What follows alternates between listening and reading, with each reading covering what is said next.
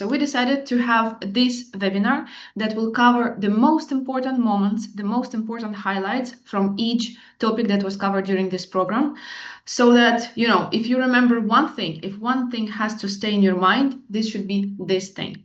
So today you will hear overview of each topic, each of the 10 topics. We will give brief presentations, and then after each presentation, you will have a chance to provide comments on or to ask questions related to this specific topic.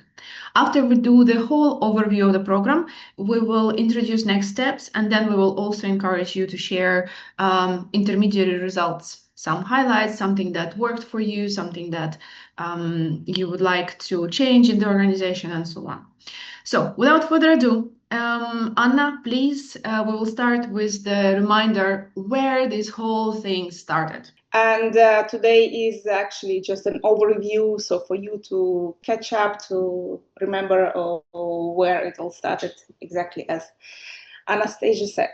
Well, it all started actually several years ago when we created a project idea to help organizations to be seen, heard, and valued, as we said, and to create several tools for organizations to use and, well, I don't know, level up, upgrade their visibility and dissemination efforts with the teams or individually how works.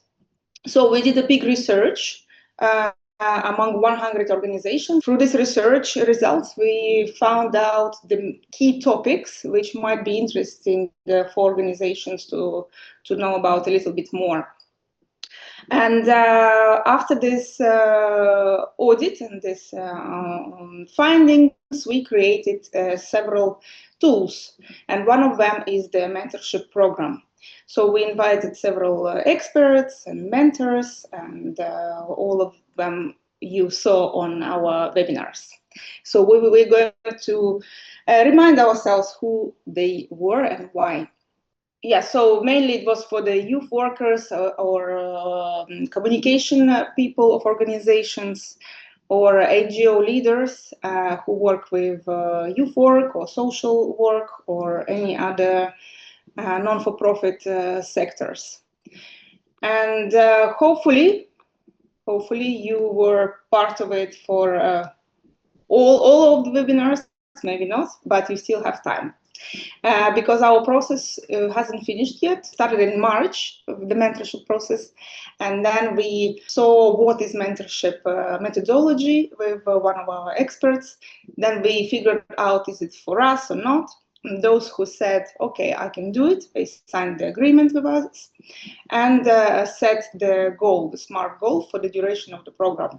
So, for example, my goal was mine as a leader of organization, because in this program I wasn't only the mentor, I also did this program with my team. The goal was to get at least 3 new programs on our list of grant programs with which we can work. And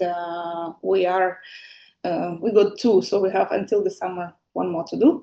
So that was our SMART goal, and with using visibility, dissemination, and different tools, we had to reach it. We couldn't get to this task for many years, and we set the goal for this half a year, and we have to do it. So we had a community and mentors chats in WhatsApp. Some of you were very active there, some of you were a bit more silent, but it doesn't matter because you still got all the notifications, information, and the contacts, which is very important. So you could speak to each other and your buddies. And then we did every 2 weeks on Mondays at 11 o'clock set time. We did webinars. Some of the webinars were expert webinars, some of mentors, and some had once we had mastermind. And yes, and one of our experts, Trevor Beck, he did several sessions, I would say, in different times to show the tools, because he has huge knowledge of tools. So we asked to complete the program to have at least 1 task finish from each model, because in each model, and we will see it a bit later when we will go through each of them, there were several tasks to choose from. And to complete the program and to get the certificate, and for us also to tell the grant givers that it was successful, there was a focus on a goal to have at least one task for each module completed. Well, hopefully you reached your goal. Maybe if not, you still have time. And at the end, we will have the ceremony, online ceremony, and we will give out also the certificates. Thank you very much, Anna. Yeah. This was a very interesting journey, I agree, and quite long and very much exciting. I can attest for on the side of our organization, we have learned a lot on each of the topics and also in general about organizing this mentorship program and managing a team of interested organization. We also made friends. So now, without much discussion, we continue with the actual topics of the webinars. So the first webinar was about, it was two topics together. It was about the online visibility of your organization and also about the strategic planning of visibility and dissemination practices in your organization. And was the first topic, to cover the first topic of strategic planning on visibility and dissemination, it was actually Anna, the expert in this topic. So I'm inviting Anna to speak about it again. Thank you. In the first webinar, which already started to tackle the topics, we had to do the audit of our NGO. Yeah, we had to understand where is our point A in order to set the point B. And for this, we had 1.5 hours with myself and Eva Lorca, which you will see a bit later, her highlights. We had to take our organizations, all visibility, dissemination, outreach, whatever you call, whatever words you use, assets and activities, and to audit them, yeah, to understand like what do we need, what are our stars, what are our cash cows, and so on, and which ones we probably don't need anymore. And for this, we had to review everything. And of course, we started from the mission. We said this word maybe on each webinar afterwards, but this was the main thing to understand. Is our mission is still valid? Yeah, if it's the same which we, I don't know, wrote quickly when we started the organization, I don't know, in our case, 19 years ago. And when we actually never changed our statute in our document, and for this task, we took it all out and we understood this is not what we're doing already. We changed, our organizations changed, and we need to rewrite the mission. So we rewrote the mission, made it clear to all our team members that we are this, yeah, and whenever you go to activities, to projects, to partners, to conferences, you have to remember about this mission, what we do. Vision, of course, like what we see, why we are doing this job, and the objectives. We set our objectives for the next 3 years because the world is changing very fast, and we don't know. So if before it was 7 years, 5 years, organizations and companies did such big objective settings, then now it should be much shorter timeline, and it has to be flexible. So in case something happens, one of the objectives should be that you have to change, yeah, accordingly. So we saw where we are now, and for this I created 2 matrices which are in the folders. So just to remind you, we have for each webinar a folder with the home task, presentations, and some additional materials. And there was BCG matrix and SWOT analysis. And all these questions could be done through those analysis. After we did all this analysis, okay, we are here in point A, we had to set the direction, okay, but where do we want to go? And since our organization is going to be 20 next year, which I said a million times, but for us, we set a quite large direction, yeah, quite specific direction, and all our priorities and resources and tasks and people and money also, we connected to that direction. So some of the, for example, resources, when we did the analysis in point A, we had X, Y, Z and resources, and we had to see, okay, is this set of resources enough for us to go to this point B? And of course, it was not enough. So we had to also think how to get those resources. Even though it sounds like a more financial, human resources task and so on, but it still can be achieved with the visibility, dissemination, and communication. And we took all our, I call it sometimes we sit on a gold, we all our contacts, all our social capital, how is it called, in marketing, it's huge. And very often organizations just go from networking to find something new. But actually, we already have so much, we just need to touch them, like to remind about ourselves, to connect, to call, to send an email, to, I don't know, like their post or whatever, and trigger this communication again and start asking like, okay, I'm going to this direction. Are you maybe also aligned with this? Maybe your mission is also similar. Maybe you have these resources. So of course we cannot get resources very quickly, but our partners have resources and we can also share them. And for this we had to communicate. So we had a lot of communication. So we set a table of 100 contacts which might be useful for us to achieve that goal. And so we had the table, the name, the contact details, and we started. So in each day we had at least 5 people to contact and to ask. And then we had our CRM system, so with the comments, like what did they say, yes, no, and so on. So it was quite interesting. It was probably one of the most time-consuming webinar tasks, but it was so much easier to do the rest of the homework after. We shared this webinar with one of our experts. Anna, hold your horses, just a sec. Thank you so much for sharing the highlights of the strategic planning webinar.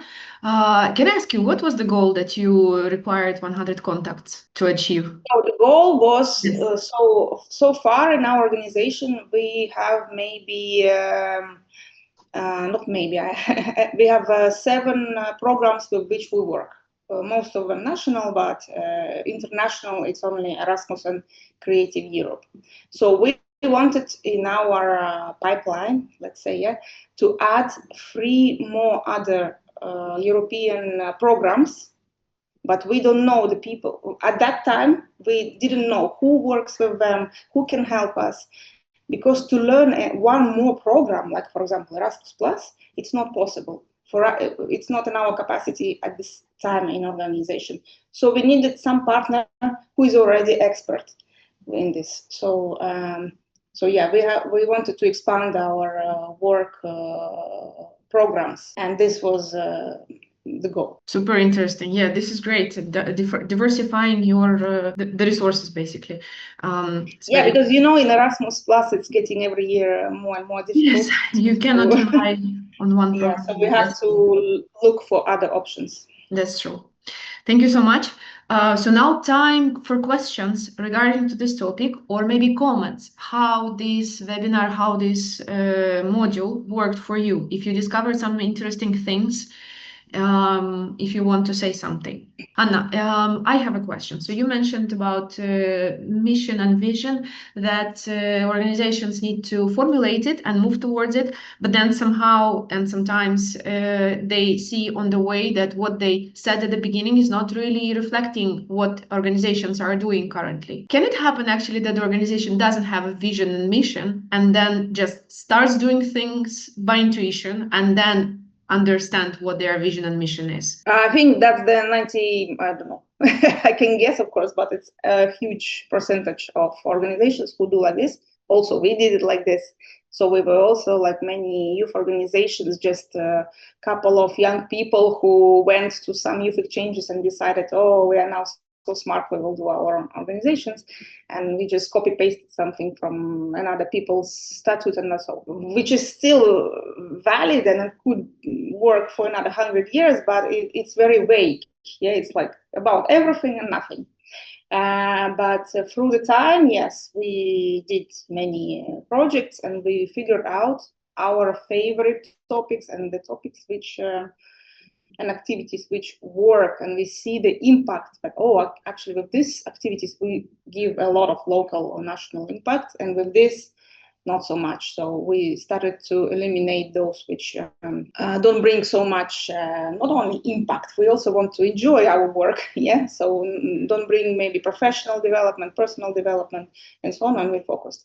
And with this, we had to rephrase our mission. The vision was still the same, like to help. We work with national minorities in Estonia, so we help young people from national minorities and cultures. So we give them opportunity. So our vision is to give opportunity for growth for those young people. The vision stayed the same, but the mission was more narrowed down. Cool. Thank you so much.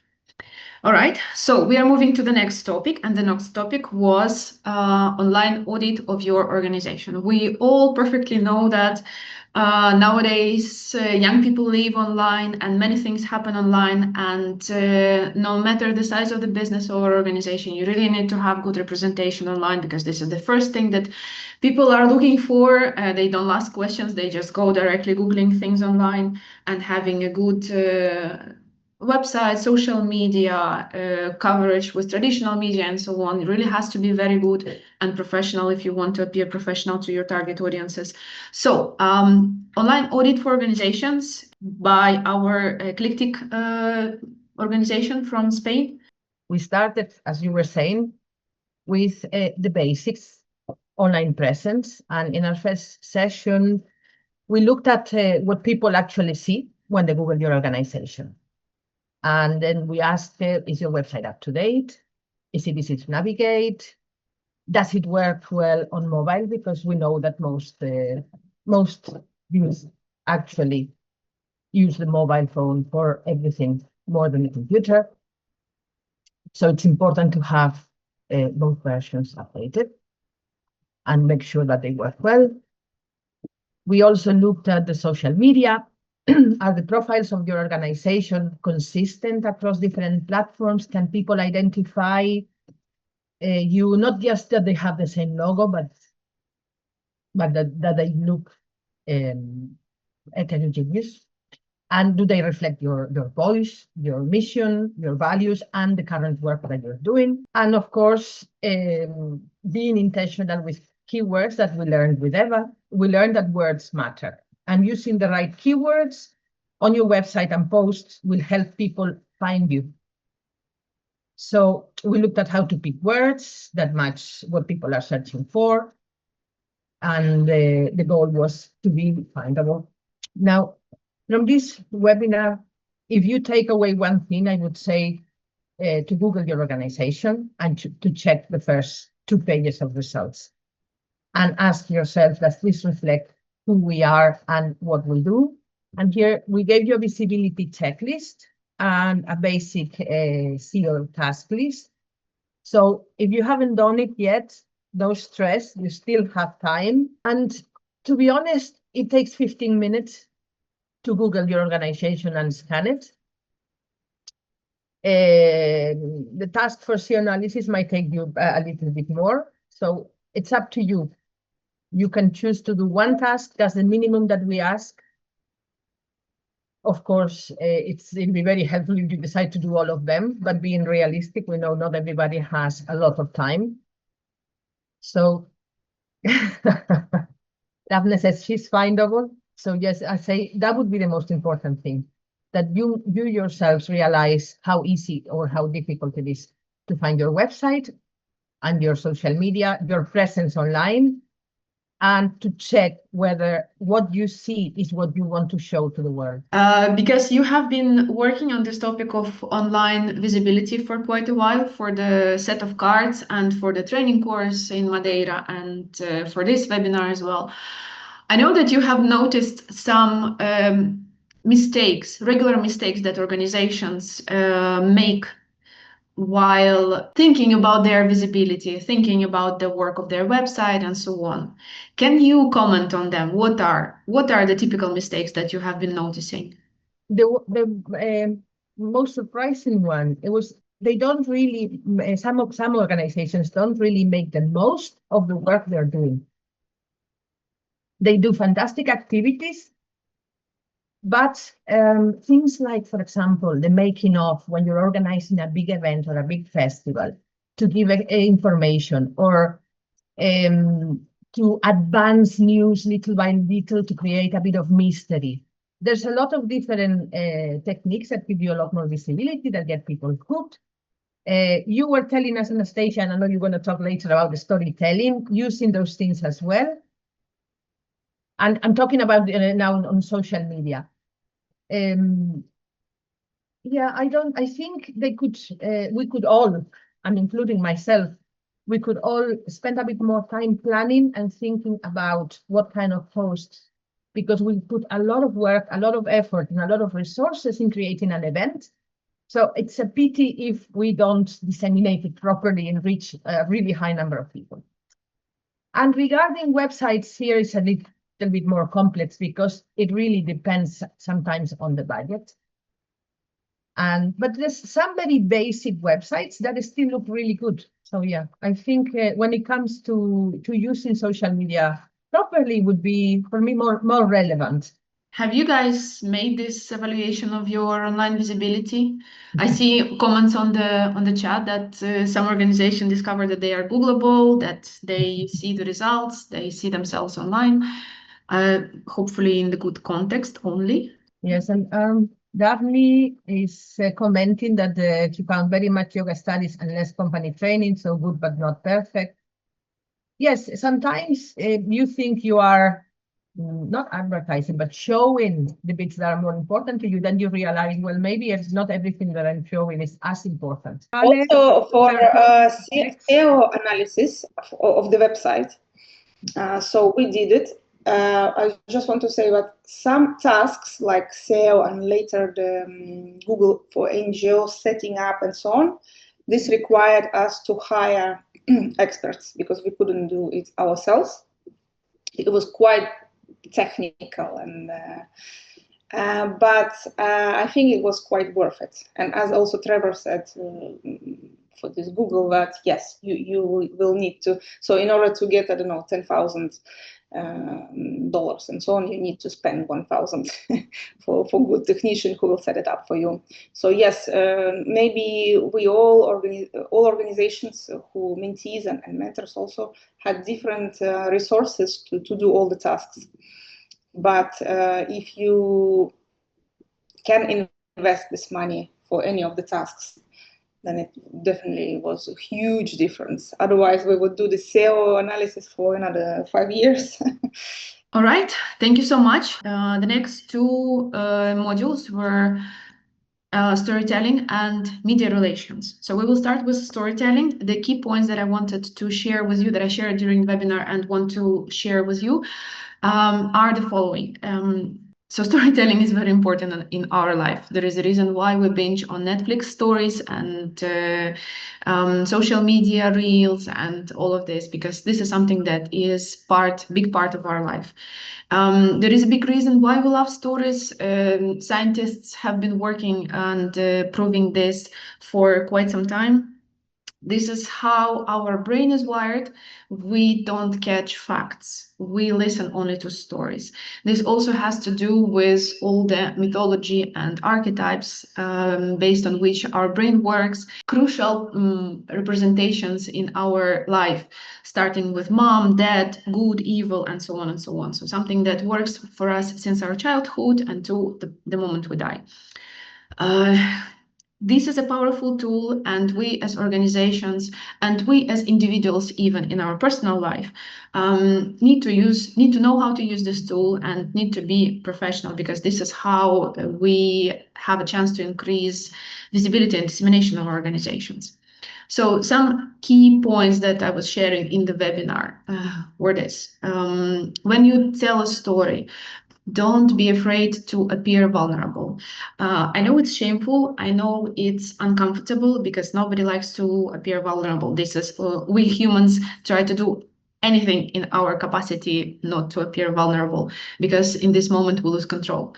But it's something that helps us to connect with other people because other people can relate to our story through this way. They will understand that we're a human being, and no matter how unique we all humans are, like snowflakes, for the important matters, we still share same settings.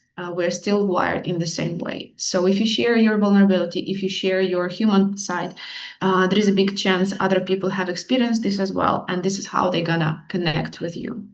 A story without emotions is not a story. So if you want to understand a good story from bad story, a good story will evoke some emotions in the listener or in the reader. This is how to tell that. There are empty stories and there are stories that evoke emotions. So whatever you're doing, your goal is actually for people to feel something about it. And people come for your stories to feel something about it. A formula that works very often is heart plus head. Some people come to know, they want to be convinced, and they think they want to be convinced through hard data, which is not true. They still gonna be convinced through emotions, but they think that they want to be convinced through the data. So you need to do your homework well. You need to research, you need to have a solid proof behind what you're trying to say. But at the same time, you need to remember what it actually means. You need to ask yourself a question, but why does it matter to me? What is the real reason why it matters to me? And when you find this real reason, then you have a chance to actually connecting and delivering a good story. This is also a tricky part because sometimes we think that, okay, so this is important because of this is important because of that. I don't know. Why do I care about nature? Why do we do environmental projects? Because this is, this is because it makes the world better and so on. And then I'm starting to think, why do I actually do these projects? And I remember that, because in the childhood, I was actually participating in this activity with, youngsters that we took care of animals and so on and so on. And I bonded with them so much and I liked it so much. I enjoyed that activity a lot. And now when I'm working on environmental projects, I'm thinking, is it actually like, is it fake or not? Am I saying that I care for nature because, it's nice to care for nature? But actually, no, I figure out that it's really important for me. So I try to roll back to my own values and to understand why it matters for me. And then I connect with that. And with this, the message becomes more real. So it's important to understand why it matters to you as well. Another important part that I wanted to mention is that ChatGPT will never write you a good story. Artificial intelligence is not capable of writing a good story. They can craft a message that will look all right, it will look smooth and maybe even better than you think you could have written, but it will never be a good story because they cannot convey emotions. It's only you who can understand why it's important to you, why it's valuable to you, and only you can tell a good story. So my suggestion is you can use artificial intelligence to polish over what you have created, but the source of emotion and the source of truth and value and human part needs to be coming from you. Final important part here is that there is a lot of information online. So whatever you're saying, whatever you're trying to deliver in your story, in your writing, in your speech, don't try to present facts. I mean, facts are important, but there is a lot of information online. What the internet is lacking is individuality. So it's important to be yourself. It's important to be sharing yourself. So tap into that, and I'm sure your storytelling will get better, much better after that. Based on this webinar, the home task was to create a statement about your organization. It's the home task on the next slide. The task was to create a short statement, but it was important to write it in the way that it follows the suggestions and principles of storytelling. And the important part of it is that if we took this statement and we would read it, we will understand that this is about your organization. If you have a neighboring organization somewhere in your region and we would read the statement should be speaking about you. It cannot be applicable to the other organization. Nowadays, what happens is that all this mission and vision and statement why it's important for us, it's also wishy-washy. It has so many empty words, beautiful but empty words. It's very hard to actually connect and start caring about what you're doing. I even to understand, do I want to be part of this organization, or do I emphasize with the mission? Are the goals actually telling something to me? So the more clear and the more revealed you are through the statement as an organization or as a group of individuals, the better for you, the better for organization. So the suggestion for the home task is to actually write the statement in a way that it will be only about your organization. Thank you so much. I totally agree with all this what you said, Anastasia, and I think the storytelling is a very, very important part about us. Of course, we need a structured mission and vision and our objects for ourselves to go forward, but people loves the stories, and I agree, and I also done my home task about 150 words just to check if I can put some emotions to define us as an organization who we are. So I do really like this whole topic and all tips you gave to us. So I think it's very, very useful for the future. Especially in this changing world that we do not share emotions and all this kind of who we really are. So thank you so much. I totally agree with that. We as individuals really need this human approach in all this digitalization. All right, thank you so much. We are moving on to the next topic, which was media relations. Speaking of media relations, so why it's important? Because people statistically still believe traditional media more than bloggers, more than social media, and so on. There is a reason for that, because journalists are actually trained and they to deliver information, and they can hold accountable if they make mistakes, and they have to admit that they make mistakes if they make them, and so on. So the institution of traditional media isn't dead yet.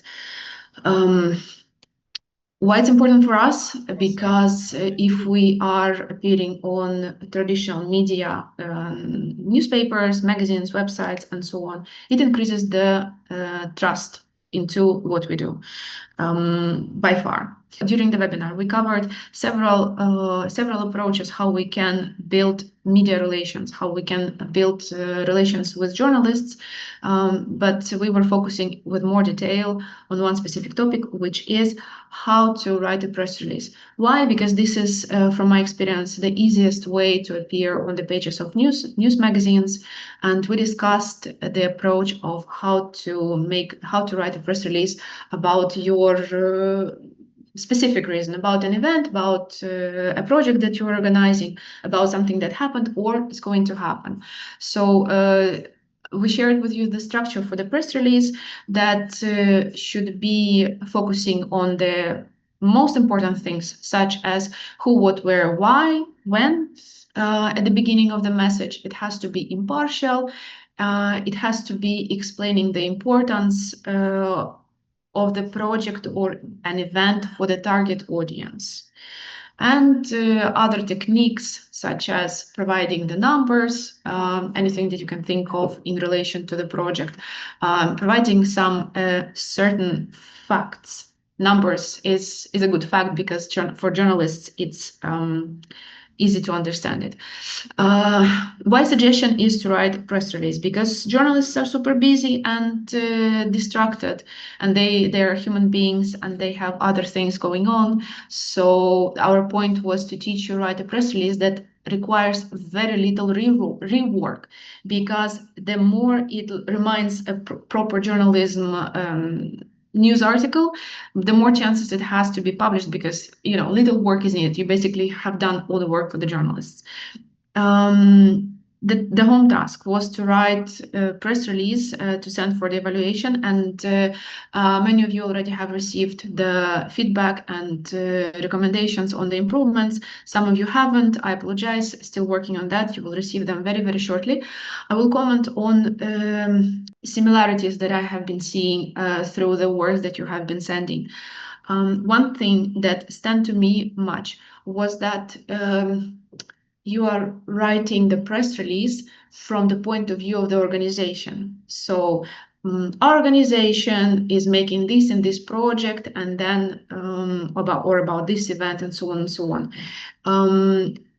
You need to look at the event from the point of view of journalists. For journalists, it's not really important who is organizing an event.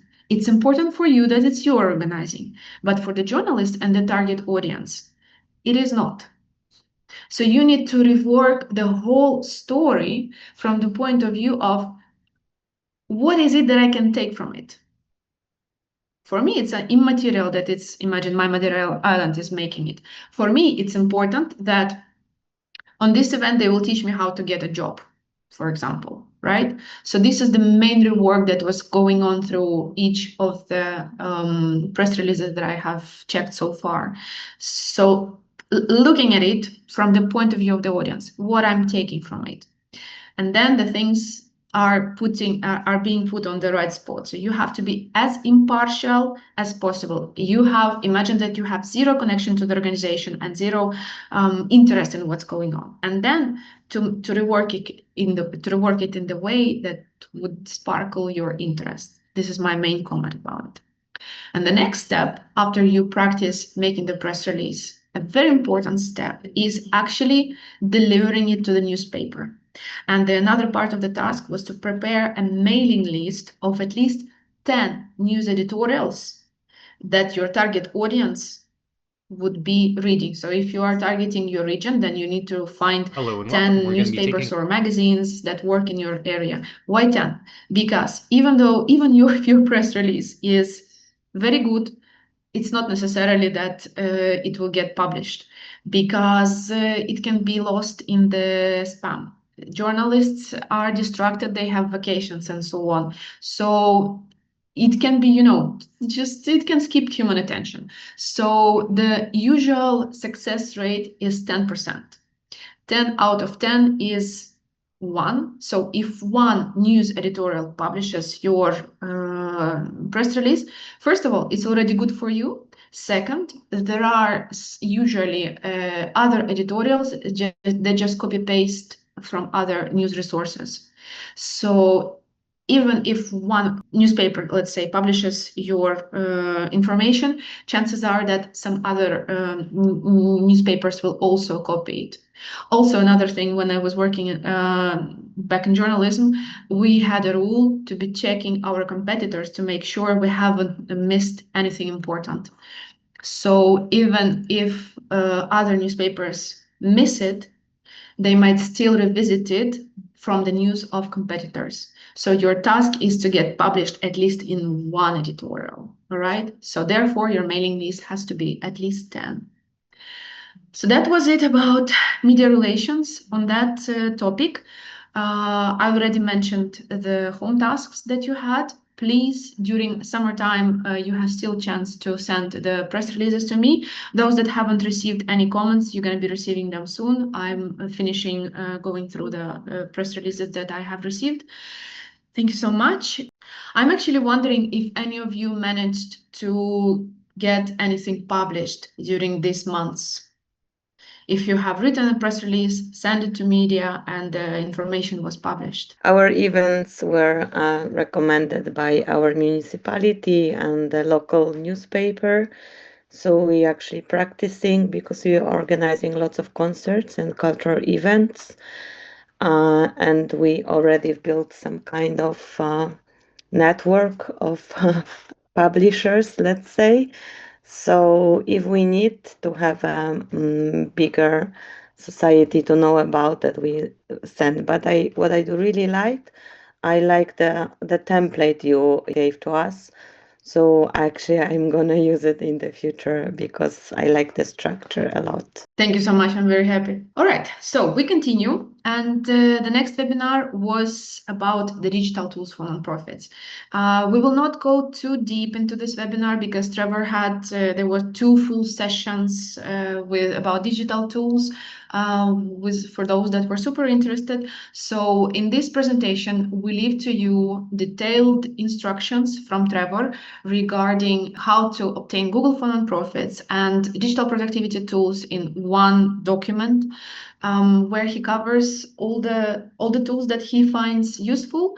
And also, since not long ago, there is a very detailed collection of useful links regarding ChatGPT, regarding not only ChatGPT actually, various artificial intelligence tools.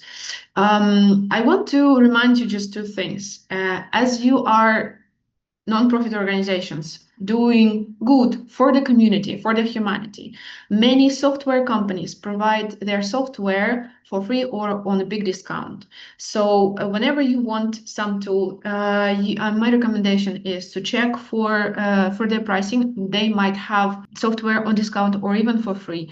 And if you don't find with them, maybe their competitors have. So use this. We're doing good for people, and software companies, they acknowledge it and they want to help us. And one thing that I wanted to suggest, it's not a speaking part, but it's a part in the chat, something that Trevor and I call digital slam. Just what we want to ask you is in the chat to put anything regarding software, websites that you find useful in the daily work of your organization. If you know any links, just a link and maybe a couple of words if it's not very obvious what it does, just a couple of words of how you use it, how it can be helpful.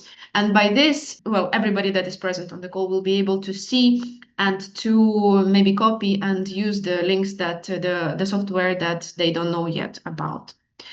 As we already mentioned, the home task from this webinar was to apply for the Google for Nonprofits and launch it.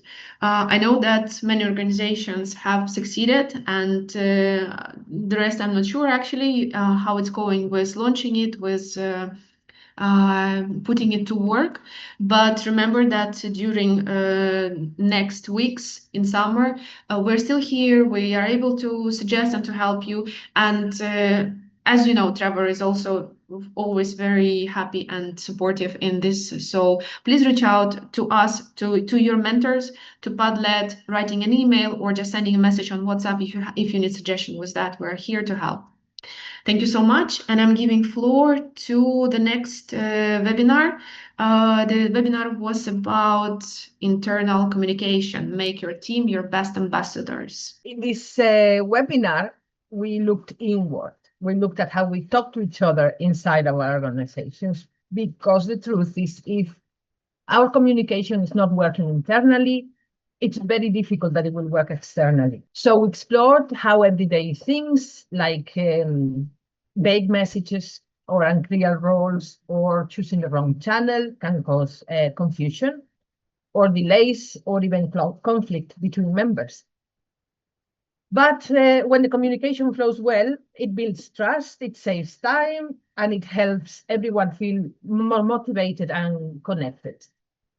So some of the practical tools that we explore, we introduce a message clarity test, which is a simple checklist to help you avoid misunderstandings before you send the message. We also looked at how to pick the right channel for the message. Not everything needs a meeting, and not everything should go in a group chat. So choosing the format, it has to fit the urgency, the people involved, and the tone of your message. And we talked about the value of clear role definition. So when everybody knows who's doing what, communication gets much faster. You know who you have to speak to, and it becomes also less stressful. And we centered in 5 pillars of communication: clarity, consistency, if people know that you always send important notices through email, they're not going to be worried about checking the chat and the other way around. If you use the chat for quick messages, like, okay, you guys, who's going to do this or who's going to do what, or to get organized, whatever system you use, your members will get used to it and they expect to always receive. It happens also in companies, not just in NGOs, when you have a system for internal communication. And you know that something that comes in the group chat or in the Skype chat or in the Google Meets, if it's urgent, if it's something that will need a further explanation, you might use the email so you can attach some files and you can give information. Sometimes a phone call or a face-to-face, having a coffee, because it's a sensible matter and you want to show empathy, you have to say something that is not good news to some of your team, or if you want to hear their feedback as well. Timeliness, make sure everybody knows in time what's happening. Inclusivity is that everybody knows what they need to know. It's normal to have a closer group of members that are responsible for bigger things, but you need to communicate to everyone that they know. They might not need to know all the details, but they need to know the dates. They need to know what the role will be, and feedback. Very, very important. The more people that give you their, people that are involved, of course, that give you their opinion, is the more points of view that you can consider, and that will help you make it more inclusive as well. And our home task was the 5 pillars of communication checklist. It is something that it is on the list, for our homework during summer. We noticed some slight gaps, let's say, where we can still improve it. Ariana, I wanted to ask you, have you used it in your organization? Well, the way we do it is we have a monthly meeting in person. This is not always possible if your organization is very big, but luckily all of us are locals, all the volunteers are locals, so we made. Then we use a WhatsApp group for everyday comments, like, who's doing this today, or I'm not available today, can somebody cover me when it's time for do some of the local tasks like feeding or cleaning or doing something like that, because we have a rota. Everybody is in charge of something. This is something that we state clearly. Also, when we get new members, this is the first thing we do. Explain to them how we do it. Explain to them where the different colonies are.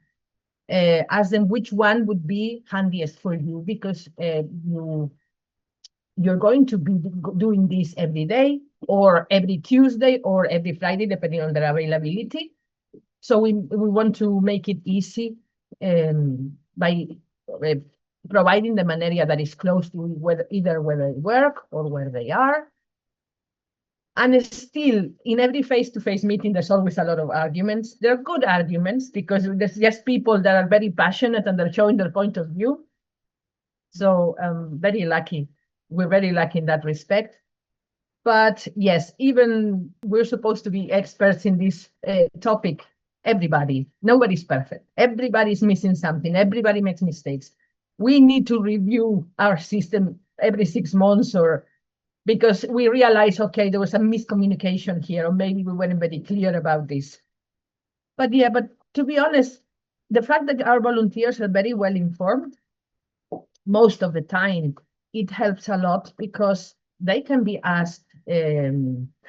Sometimes I tell them, you're like Jehovah's Witnesses, like you go spreading the message everywhere they go. And I think it's because they are personally very engaged with what they're doing. I think it's an interesting point that Jehovah's Witnesses have very good internal communication training. Right? They have fantastic systems. Perfect. They all know what their mission is. Absolutely. between their personal mission and the mission of the organization. So there's something to learn from them in that respect. Absolutely, absolutely. I totally agree with you.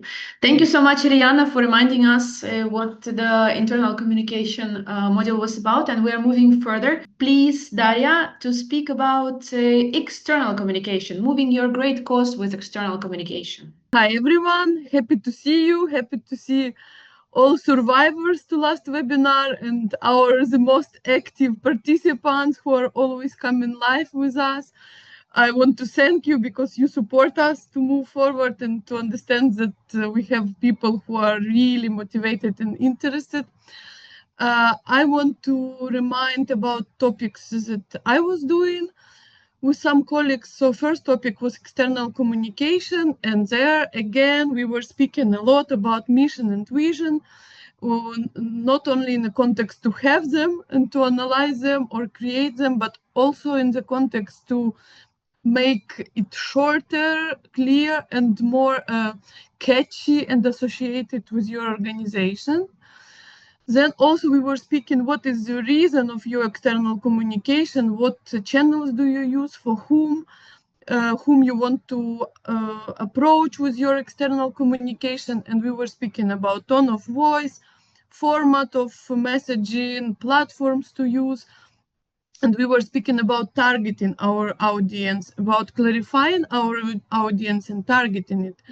Because as we all know, sometimes our social media communication is very chaotic and not so successful because we are not very much clear with ourselves with whom do we want to speak and about what and what do we want from them. Then also we were speaking about content plan, and we were speaking about how to engage people in communication, not only communicate ourselves, but have feedback, have answers, be responsive for these people. And also my colleague Dara were speaking about Instagram and how you can analyze, improve your Instagram, what are new trends, what you need to take care of, what you can change, and what you can check. And as well, additionally to this webinar, we had short video from my colleague Diana, who made video how to do video simply just using your phone. What do you need to take care about? What tips for making great videos? So you can check this short video and maybe it will be helpful for you. And then we had few home tasks. So was the most important, the first home task, which I want to ask all of you, please, if you still didn't do it because it's important for all of our program. The first task was to post in Padlet the short information and name of your organization, your mission due to our formula, let's say like this, and write your links to social media and some short pitch of your organization, some short information about your organization. It is important for us and it is important for all of you as well, because you can check whom do we have in this webinar or in this mentorship program.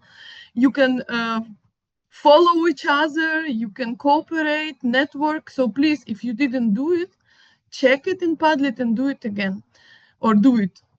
And also we were speaking about home tasks to have a pitch of your organization, so you could do it as a text or as a video. Unfortunately, I didn't receive any of this, but if you are still interested in this, you can do it. And then also for people who wanted to improve Instagram, who had this need, we offered to share your links of Instagram, and my colleague Dara could analyze it. So there were few organizations who did use this offer and got big analysis, I would say like this, about what you possibly can improve in your Instagram page. So I hope it will help you. If there are still any questions, you can ask these questions also under this webinar on Padlet. And we had some additional tasks for you, for people who really interested to move and to improve their external communication. fill in the audience cards, try to target, try to understand who is your audience, and to try to create a content plan. But as I told, we didn't receive so many home tasks, but if you're still on the way to do it, you can just approach us. You can write on Padlet or in our chat in WhatsApp. But the most important, please share the information about your organization. So all of us know with whom are we dealing, what are you doing, and try to keep it interesting for everyone, like how you will approach your audiences. So this was all for external communication webinar. Thank you so much, Daria. The webinar on the social media part was a hit of this webinar, and I know that many organizations were looking forward to it and came specifically for that. I have a question. Is the offer with the social media audit, Instagram audit, is still standing? I will Because, ask you know, the organizations, because they will be doing the homework, some of them, during this summer holiday, so maybe they will get to this task. So if you can find the answer to that, that would be super nice. Perfect. Answer. Thank you so much. And Daria, your next topic was fundraising, right? Make donors stand in line for you. Also, a very, very useful webinar for us, especially. Please go ahead. This webinar we were doing with our colleague Lydia, who has real experience working in a big company and who told her side as a company how to choose, to whom give money and how to finance. So we were speaking about fundraising in general. What is it? That it's not only about getting money, how many people think. It's about building relationships and long-term relationships with your partners, sponsors, and it's about resources, about a lot of stuff, about partnership building, networking, and so on.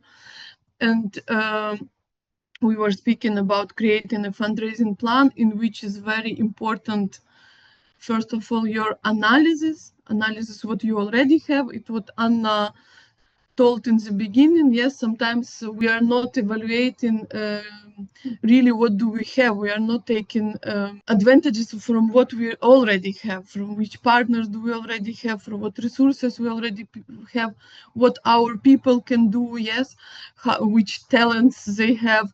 So it was about evaluating what you already have, setting some goals, and then choosing the ways of fundraising. And I was moving from different ways of fundraising and different types of fundraising, and we're speaking about specific communication for each of type of fundraising.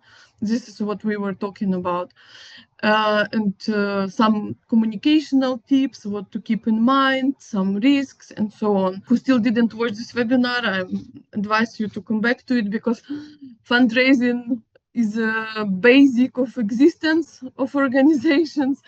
And we were talking that it's important to have few sources of fundraising, few sources of funds. And then we also talked about specifics of communication for fundraising, that it also built on emotional involvement, that you need to use this emotional storytelling, which Anastasia was telling about. You need to be always gratitude. You need to build a trust with your partners and sponsors to make it long term, not to have something from them and just forget, never say thank you, never tag in social networks and so on. And we were providing some tools, and as I told, Lydia was telling about her perspective, about how big companies choose, how do they check the values, yes, and we say that a lot of fundraising and to whom you go and who will potentially can give you something has to be checked with your values, with values of your organizations, and with mission of your organization. And we are coming back again to the question that your mission has to be clear. Everyone needs to understand what exactly are you doing for whom, and then you see to whom you can come with this mission and who are your friends, who are your partners. And we have different home tasks. We have view as well. So first home task was to analyze current situation, to make a detailed list of resources that you already have, as I told. then draft a simple fundraising strategy, and I was providing these questions in my presentation, and with specific time frame and particular events or projects or whatever you need to your funds for, and create a table of potential sponsors and grants opportunities for your strategy or event, and it will be useful for you, like as I told, working with fundraising for the same event for years. We had the table with potential sponsors, we review it, we made it bigger, and it's good to understand in which categories people can help you. As I told you, funny story, we were doing like big event for outdoor event, and one year was the most successful fundraising for me was we found like huge truck, someone gave us a huge truck of toilet paper, and we had toilet paper for a few years in the front. Yeah, sounds funny, but it was really big, some big thing, and we shared some money on this, you know. So it's these tasks are they potentially good for you and for your organization. As we told from the beginning, you could do only one, but for you would be good to do all of them.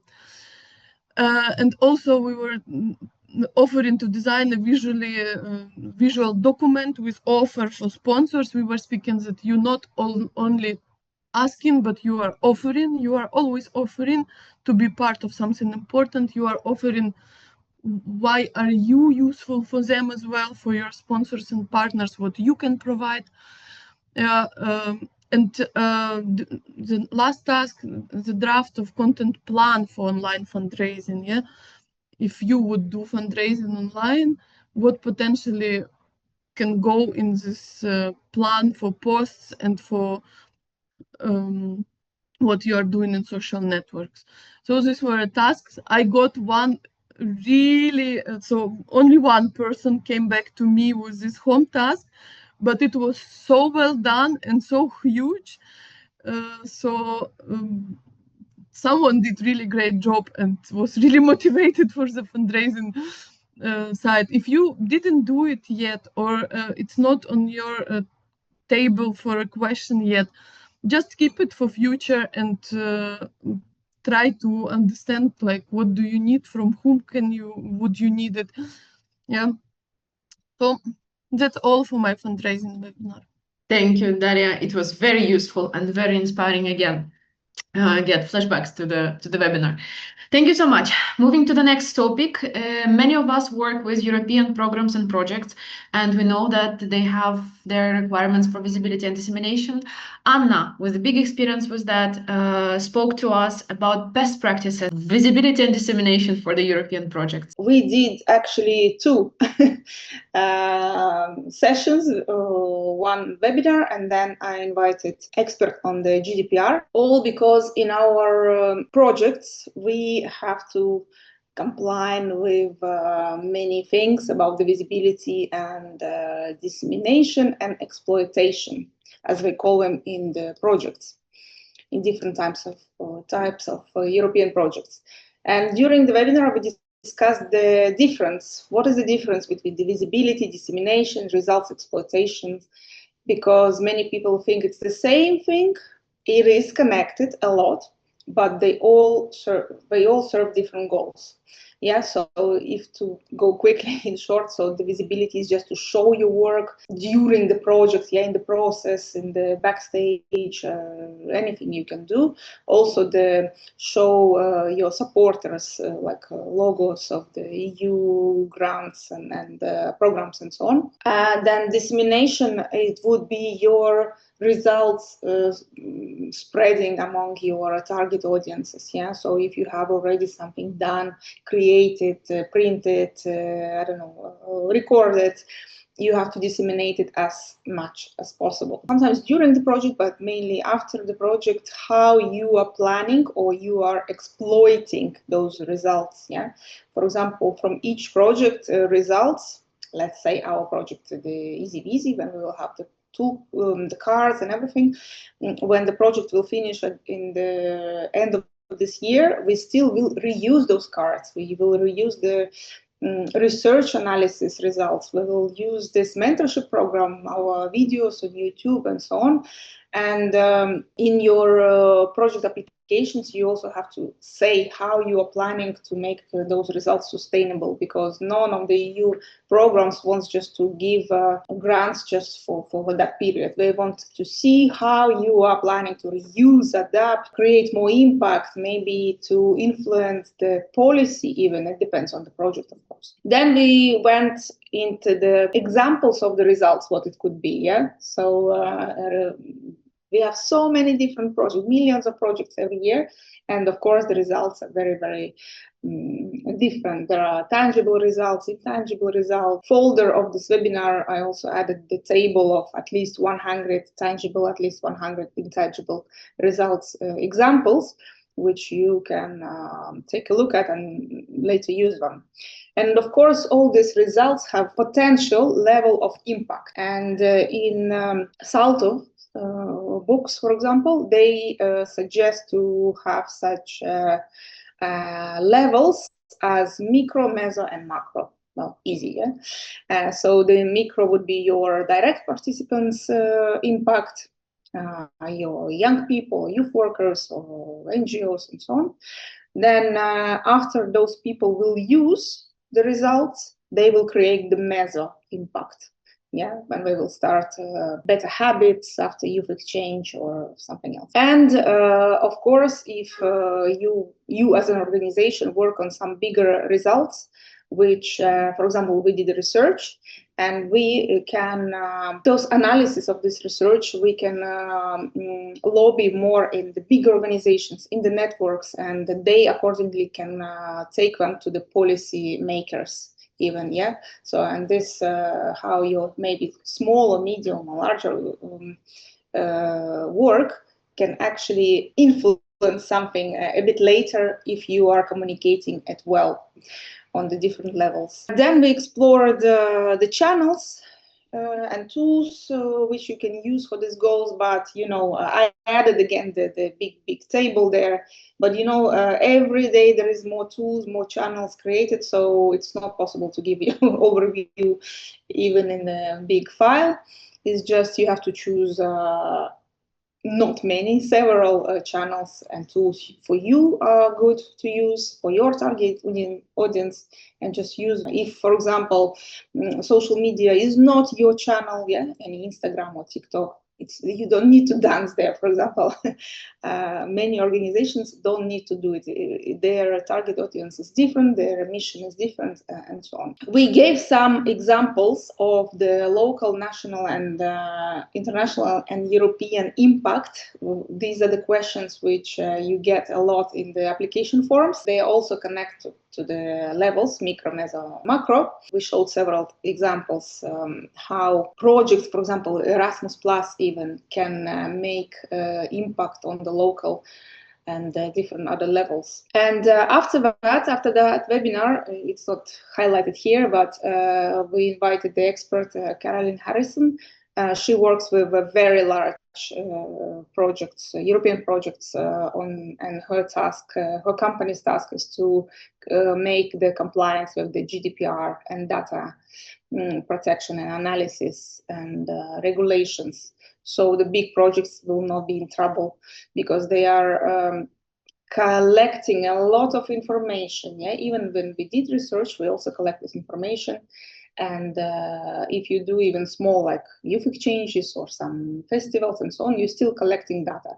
So her main point, the video is on YouTube. It's not very long, but quite useful for you to watch if you're collecting any data, even if it's just names or like credit card details, I don't know, emails and so on.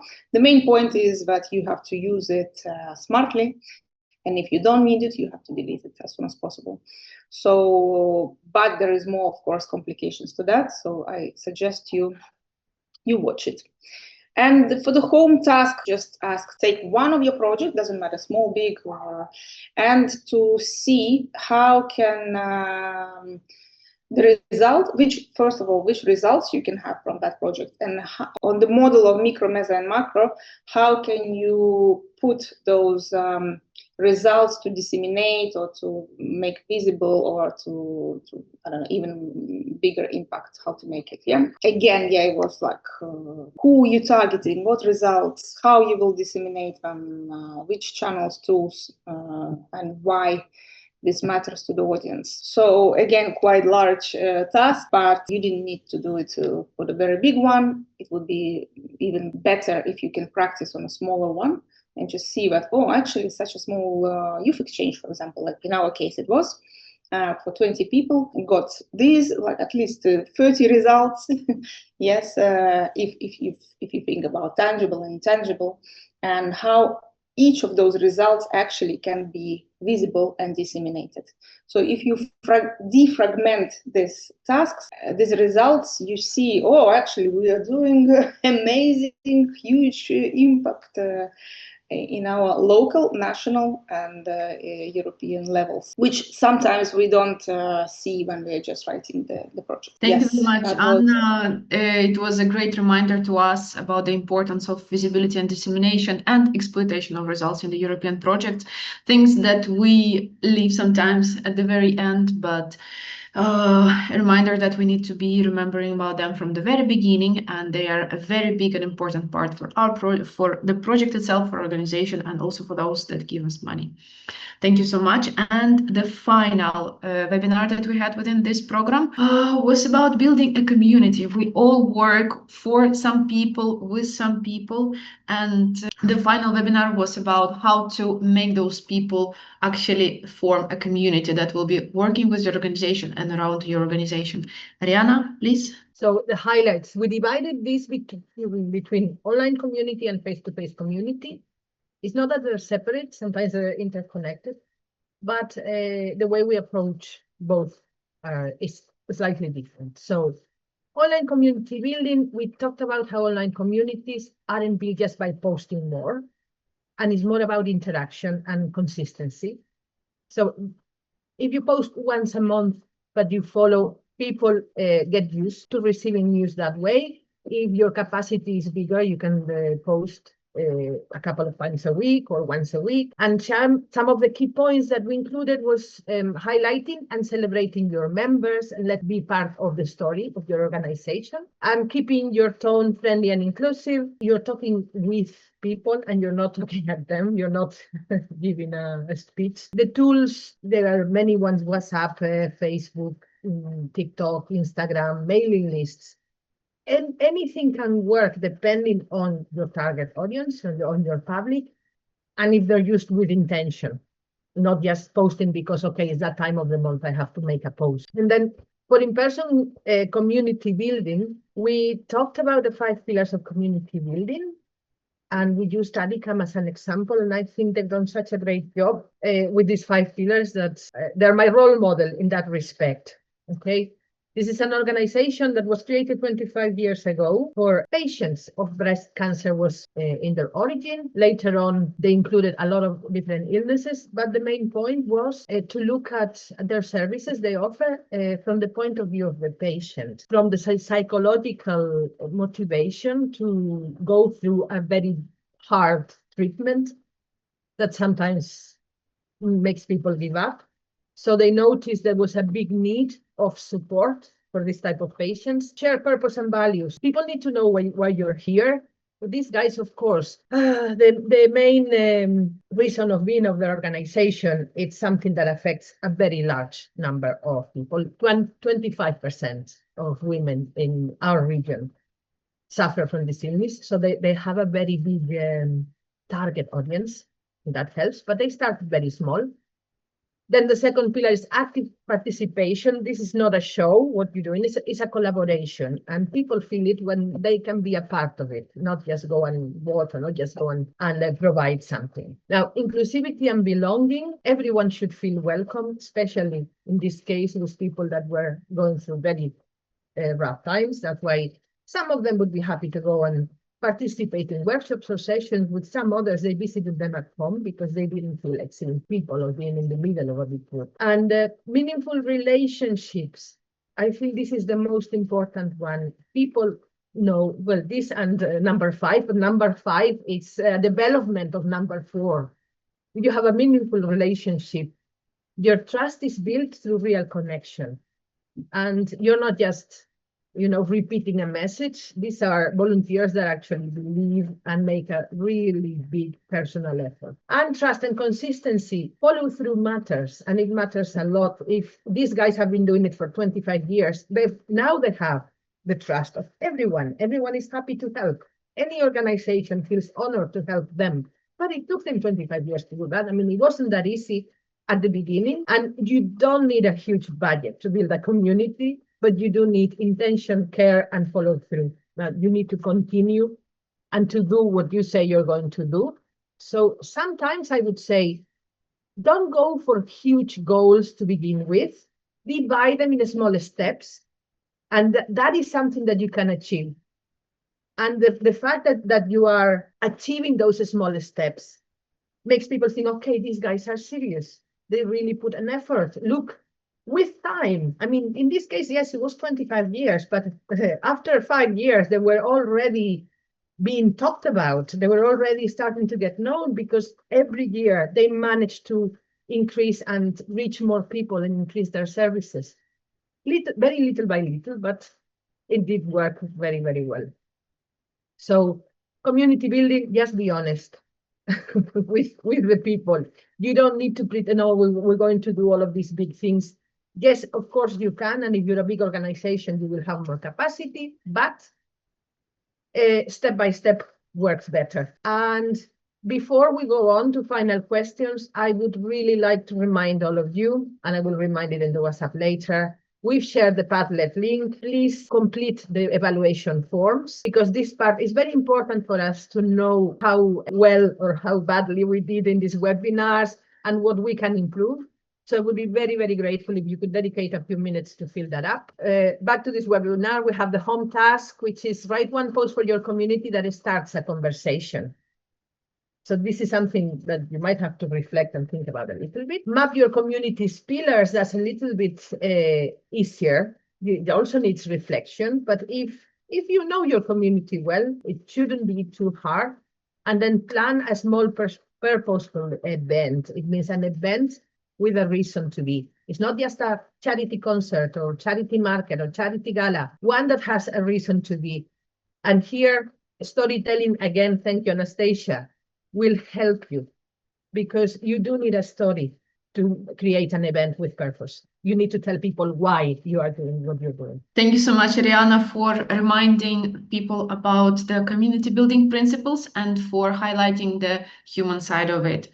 And also thanks for reminding about the evaluation of the webinars. That's also very important for us, for those that are organizing this program. Perfect. So we are done overviewing the webinars. And now the important moment. Anna, can you please tell us what's going to be happening next? Yes. So we have our Padlet, we have our YouTube channel, we have our Excel table with all the links, all the information, all the folders with home tasks, recordings, and everything.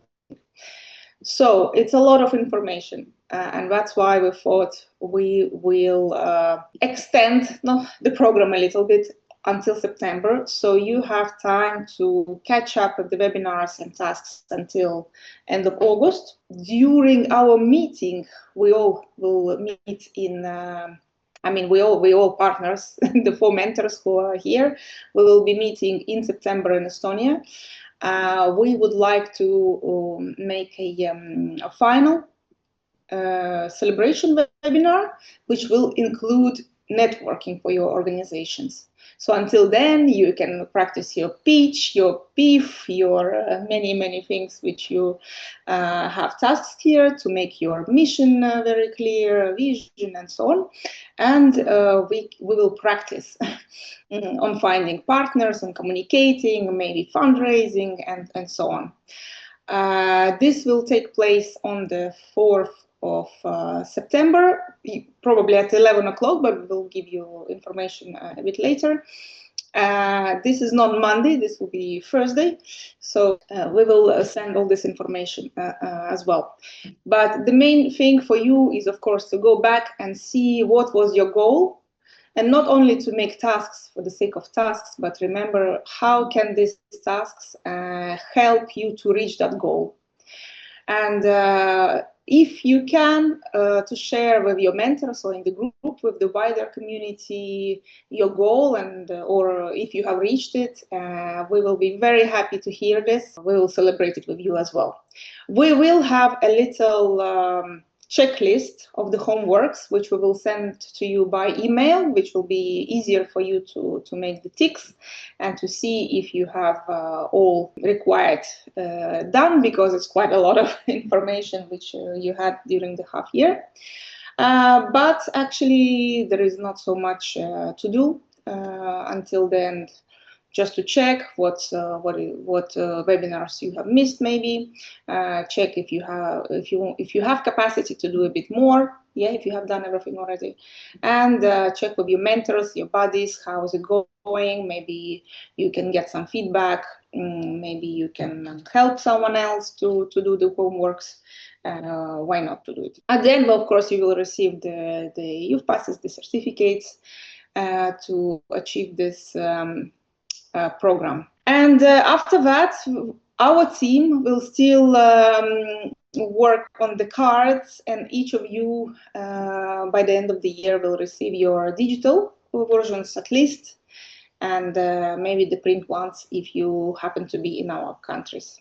But now, if you have any questions, please let us know. Maybe we have missed something. So Anastasia says that the opportunities of the new Erasmus call for the Solomon has been published. I haven't seen them. Very good news.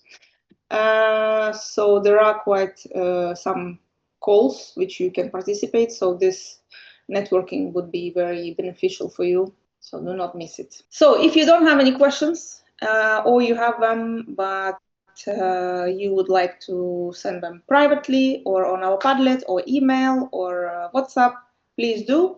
We are all available until end of the summer. Not maybe not immediately replying, but we are available. And our experts, some of them as well, and those who we still have to ask, we will inform you if they can assess your social media or plans and so on. Perfect. Thank you so much. I think it was a very useful webinar for all of us, and let's work on the tasks. And meanwhile, have great holidays and summer.